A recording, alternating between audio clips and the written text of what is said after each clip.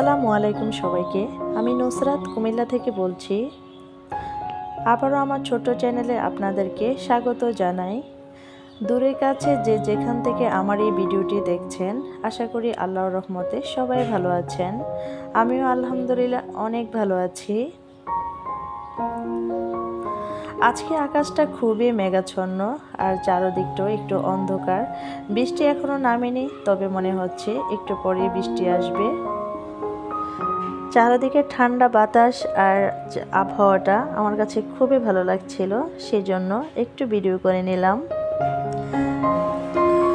খুব মজার একটা সিজন, তা হলো শীতকাল। তো এই শীতকালে আমরা টমেটো, গাজর, ক্যাপসিকাম, তো আমরা সবসময় যে শীতকালীন সবজিটা পেয়ে থাকি, তা ইচ্ছে করে যে আমরা সারাটা বছর খাই।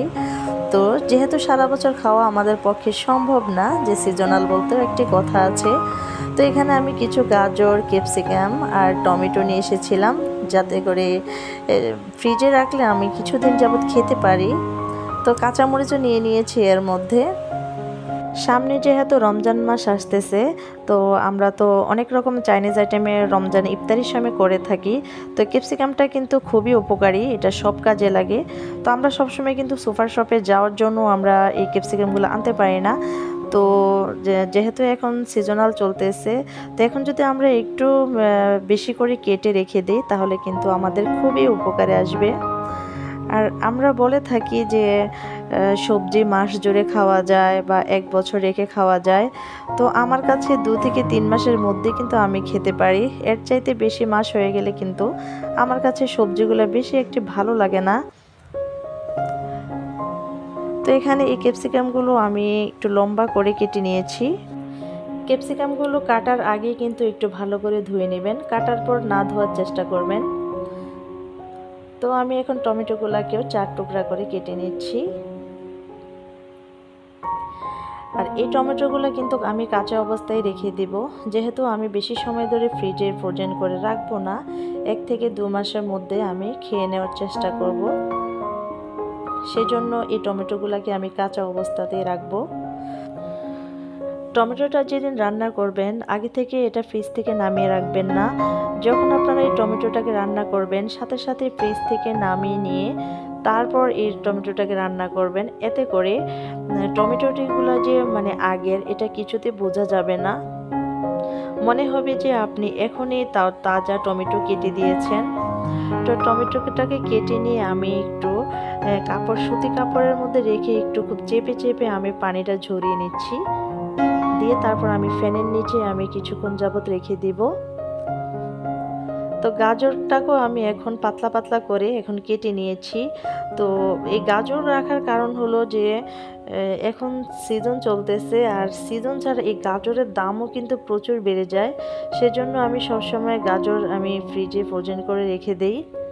তো দেখতেই পাচ্ছেন যে আমি খুব সুন্দর করে গাজরটা কেটে নিয়েছি। আর এখন আমি এই গাজরটাকে সামান্য একটু ভাপিয়ে নেব। তো সম্পূর্ণ কিন্তু বলক আনবেন না, গরম পানির মধ্যে জাস্ট শুধু গাজরটা দিয়ে যখন দেখবেন যে বলক আসার সময় হয়ে গিয়েছে, ঠিক তখনই কিন্তু এই গাজরটাকে নামিয়ে নেবেন। বেশি বলক এসে গেলে পানির মধ্যে গাজরের কালারও নষ্ট হয়ে যায় আর গাজরটা সেদ্ধ হয়ে যায়।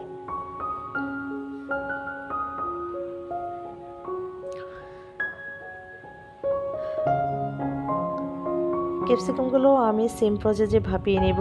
এটাকেও আপনারা বলক আনতে যাবেন না, শুধু গরম পানির মধ্যে দিবেন। তারপর যখন মনে হবে যে কিছুক্ষণ পর বলক এসে যাবে, ঠিক সেই মুহূর্তে আপনারা ক্যাপসিকামগুলো নামিয়ে নেবেন।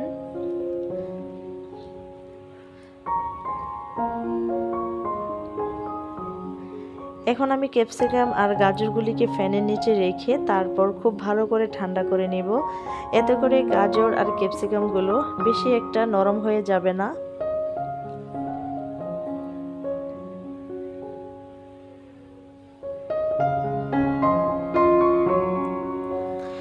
সম্পূর্ণ সবজিটা খুব ভালো করে ঠান্ডা হয়ে গিয়েছে। এখন আমি এটা জিপার ব্যাগ নিয়ে নিয়েছি।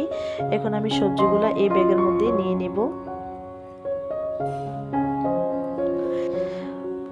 এই ব্যাগটার মধ্যে সবজি আমি অর্ধেক করে রাখবো।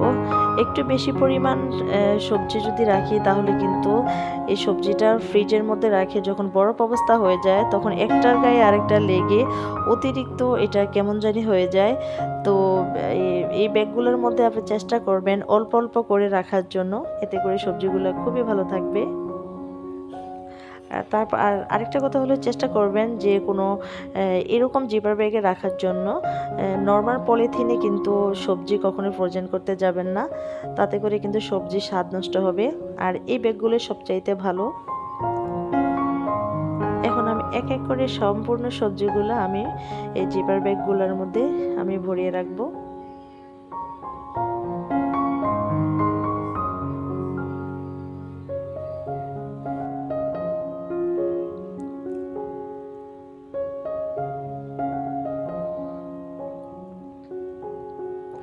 ব্যাগের মুখটা খুব ভালো করে সিল করে দিবেন যাতে করে পরবর্তীতে ছুটে না যায়। তারপর একটা ট্রের মধ্যে এখন আমি খুব সমান করে আমি সবজিগুলোকে নিয়ে নিচ্ছি।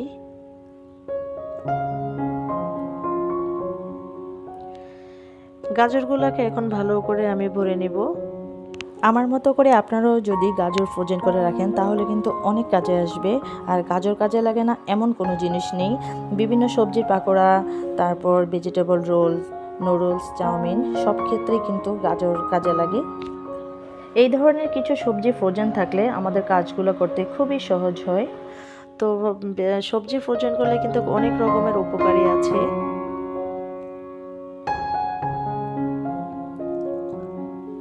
তো এখন আমি কিছু কাঁচামরিচও আমি ব্যাগে নিয়ে নিচ্ছি।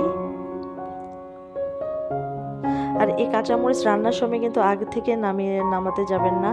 যখন আপনি কাঁচামরিচ সবজি বা যে কোনো জিনিসে ব্যবহার করবেন সাথে সাথে ফ্রিজ থেকে নামিয়ে তারপর আপনারা ব্যবহার করবেন, তাতে করে কিন্তু কাঁচামরিচের আসল স্বাদ পাবেন।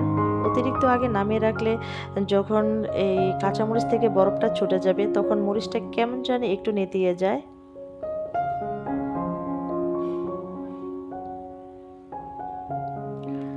সম্পূর্ণ সবজিটা আমি ব্যাগে পুরানো হয়ে গিয়েছে, দেখতে খুবই সুন্দর লাগছে।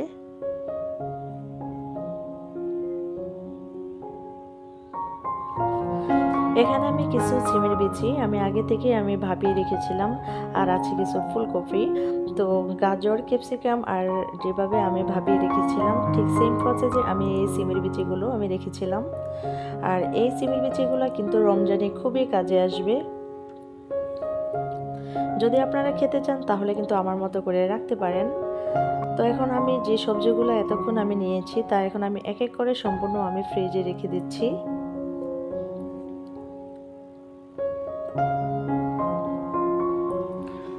সামনে যেহেতু রমজান মাস, সেই জন্য রমজান মাসের জন্য কিছু বাজার করে নিলাম।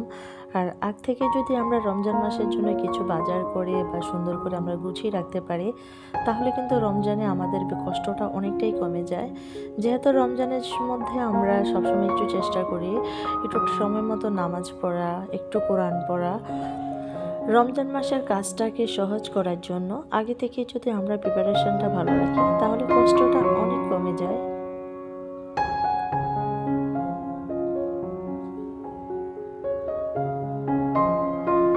মধ্যবিত্ত ফ্যামিলি, তো মধ্যবিত্ত ফ্যামিলির জন্য এটুকুই বাজারে যথেষ্ট। এটুকু যে গুছিয়ে এনেছি সেজন্য আল্লাহ তাআলার কাছে লাখ লাখ শুকরিয়া এবং আলহামদুলিল্লাহ। আশা করি আজকের কাজগুলো আপনাদের কাছে অনেক ভালো লাগবে। ভালো থাকবেন সবাই। আল্লাহ হাফেজ।